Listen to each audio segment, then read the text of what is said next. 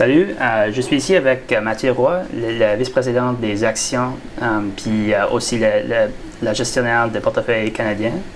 On est ici pour parler d'à propos comment s'est déroulé la troisième trimestre. Mais avant de commencer, je pense que ce serait une bonne idée de parler à propos des différences entre Canada puis US, les marchés. Puis juste pour expliquer pourquoi il y a peut-être la différence entre la performance entre les deux. Oui, donc depuis le début de l'année, puis même depuis les dernières années, il y a quand même une grosse différence de performance entre le Canada et les États-Unis. Puis ça va par cycle. La grande explication, c'est simplement la composition sectorielle de nos marchés boursiers. Donc aux États-Unis, on a quand même une grande pondération dans des compagnies technologiques. Il y a beaucoup de compagnies technologiques et beaucoup de grosses compagnies technologiques qui ont une pondération importante au niveau de l'S&P 500 qu'on voit souvent aux nouvelles. Puis, en revanche, au Canada, on a une grande composition dans le secteur de l'énergie, puis secteur de matériaux de base. C'est quand même environ 25%, donc c'est deux secteurs d'ensemble, le quart de l'indice.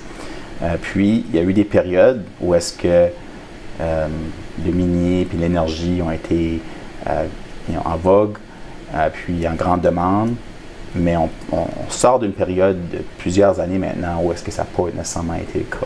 C'est vraiment ça la grande explication en termes de la performance Canada versus États-Unis. Puis quand on regarde la performance de la troisième trimestre, y a-t-il les gagnants puis les perdants, les secteurs? Oui, certainement. Donc, on expliquait qu'aux États-Unis, il y a beaucoup plus de compagnies technologiques, mais au Canada, on a une grande compagnie technologique, Shopify, qui a une belle histoire de succès canadien en termes de la performance du titre, mais aussi de la façon que la compagnie se fait accepter avec les commerçants. Mais c'est aussi une entreprise que la valorisation a grandi énormément. Puis on peut débattre à quel point c'est raisonnable. Nous autres, on prend le point de vue que ce n'est pas tout à fait raisonnable en termes de la valorisation.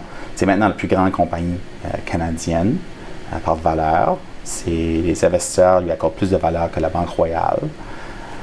C'est une grosse compagnie, puis ça a amené environ 4,5% de performance à l'indice S&P TSX, qui est énorme. Mais la majorité de cette performance-là a été dans Q1, Q2. Il a quand même eu une bonne performance en Q3, puis c'était un défi pour nous, parce qu'on ne détient pas le titre, mais quand même pas un défi autant de taille. Un autre défi pour nous a été la performance des chemins de fer, donc CN, CP, des entreprises qu'on aime, qu'on typiquement détient une grande position au sein de ces entreprises-là. Tout de suite, c'est une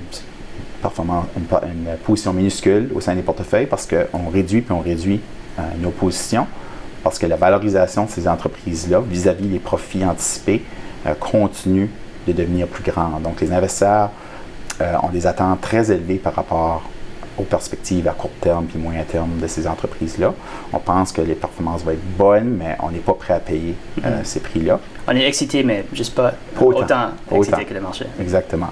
Donc ça a été des défis, mais on a été capable de contrebalancer ça par notre performance au niveau des matériaux de base. Donc, on a participé quand même à l'enthousiasme par rapport aux compagnies d'or, mais par des modèles d'affaires beaucoup plus sérieux et moins risqués, donc les compagnies de royauté. Donc, beaucoup moins de risques d'affaires au niveau de ces entreprises-là, puis c'est de cette façon-là qu'on participe à ce secteur-là. Mais aussi, en dehors des compagnies d'or, Tech Resources, Stella-Jones, Nutrien, sont tous des secteurs différents, mais toutes des entreprises de qualité qui génèrent de la valeur à long terme, ont eux aussi connu un bon trimestre. Finalement, le gros positif pour nous a été notre position au niveau de la consommation de base. Donc, un secteur moins risqué, qu'on voit beaucoup de valeur tout de suite. On a investi quand même une bonne partie de notre capital au niveau de ces entreprises-là qui ont des modèles d'affaires défensifs qui se sont améliorés avec COVID, puis que les investisseurs ne demandent pas de payer plus cher pour, qu'on trouve un petit peu surprenant, mais que nous autres, on est très contents de le faire. Empire, qui a la franchise Sobeys puis IGA, très bien performer pendant cette période avec les tendances qu'on a vues vis-à-vis des épiceries, mais aussi parce que leurs compétiteurs ont peut-être un peu plus d'exposition aux chaînes comme Shoppers Drug Mart puis Jean Coutu, qu'ils ont un peu plus de défis par rapport à la crise COVID. Donc, très bien positionné pour Empire. Puis le fond, c'est pas la même d'un trimestre à l'autre. On fait les changements. Mm-hmm. Alors, y a-t-il les actions qu'on a introduites cet trimestre que tu veux peut-être juste dire quelque chose à propos? Oui, mais il y a toujours des changements. Puis vraiment, on veut toujours faire beaucoup de travail pour avoir une certaine appréciation de la qualité d'un modèle d'affaires. Puis souvent, on attend que le marché boursier nous offre des opportunités d'acheter ces beaux modèles d'affaires-là à des prix intéressants. Puis COVID nous a permis d'acheter CCL qu'on détenait auparavant, CCL Industries, puis aussi d'amener Brookfield Asset Management au sein du portefeuille, qui est souvent transigeant à un niveau qu'on considérait cher, mais que les inquiétudes par rapport à l'immobilier nous permettent d'acheter un gestionnaire d'actifs de classe alternative à un prix très intéressant. Donc, on profite des occasions offertes par COVID pour acheter des modèles d'affaires de qualité. Parfait.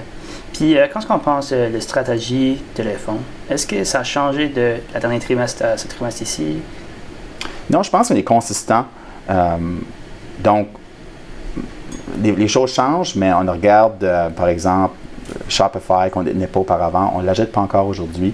On pense encore tout de suite, c'est un beau modèle, mais valorisation un peu excessive. Donc ça, on voit certaines de ces poches-là de survalorisation aux États-Unis aussi. Puis au Canada, au large cap, on voit une opportunité au niveau certains des titres défensifs, comme les épiceries, les couche-tard, les Saputo, que le marché ne demande pas de payer cher pour ces entreprises-là, mais ça crée beaucoup de valeur à long terme. Donc on pense que c'est le temps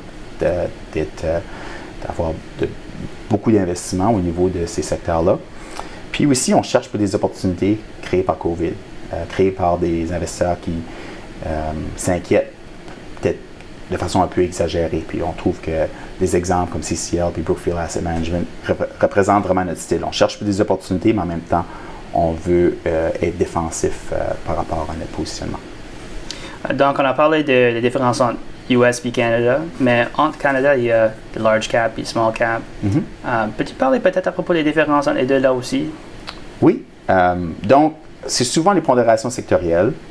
Small cap ou petite capitalisation, on aime utiliser small cap en général, vraiment attire un peu plus la recherche du risque, juste parce que c'est des plus petites entreprises de façon générale.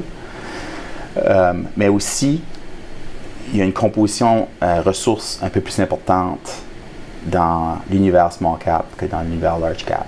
Donc, aussi, ça amène un certain biais. Puis c'est un petit peu pour ça que dans les dernières années, small cap a fait moins bien que large cap. Parce que cette composition sectorielle-là, vis-à-vis des ressources, qui est un peu plus élevée, puis il y a moins de défensif, il y a moins de télécommunications, puis il y a moins de services publics. Ça étant dit, ça a été pas nécessairement des excellentes années minières, mais dans la dernière année, il commence à y avoir d'enthousiasme par rapport aux titres qui sont liés au prix de l'or, puis aussi des autres matières premières. Donc, on voit une performance absolue de l'indice small cap s'améliorer beaucoup, même devancer le large cap dans Q3. Puis notre fonds a fait très bien aussi. Donc, on a eu vraiment un bon trimestre en participant à ces titres moins risqués qui sont liés à l'or, qui les modèles royauté, mais aussi avec Major Drilling. Major Drilling, c'est notre plus grande position au niveau du fonds. Qui est basé au Moncton. Qui est basé à Moncton, qui est plutôt rare d'avoir des compagnies de taille publique basées au Canada Atlantique. Mais ce qu'on aime avec cette entreprise-là, à part de la connaître bien, c'est qu'ils ont toujours géré leur bilan de façon prudente pour être capable de limiter le risque, mais prendre avantage des opportunités.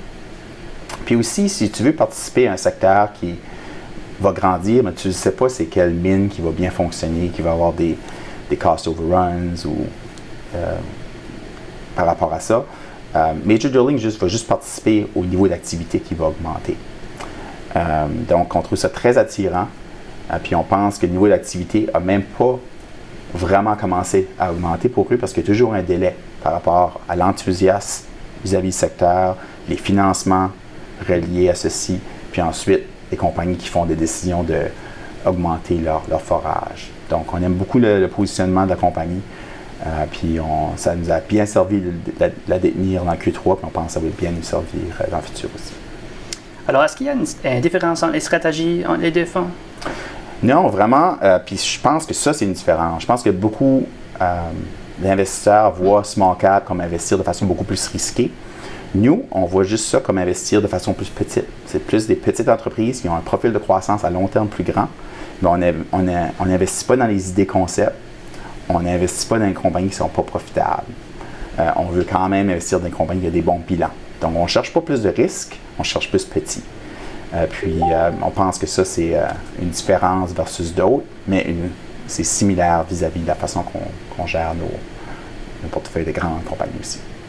Parfait. Merci Mathieu pour être ici pour parler à propos de ça. Puis bonne journée. Merci à toi, Rob.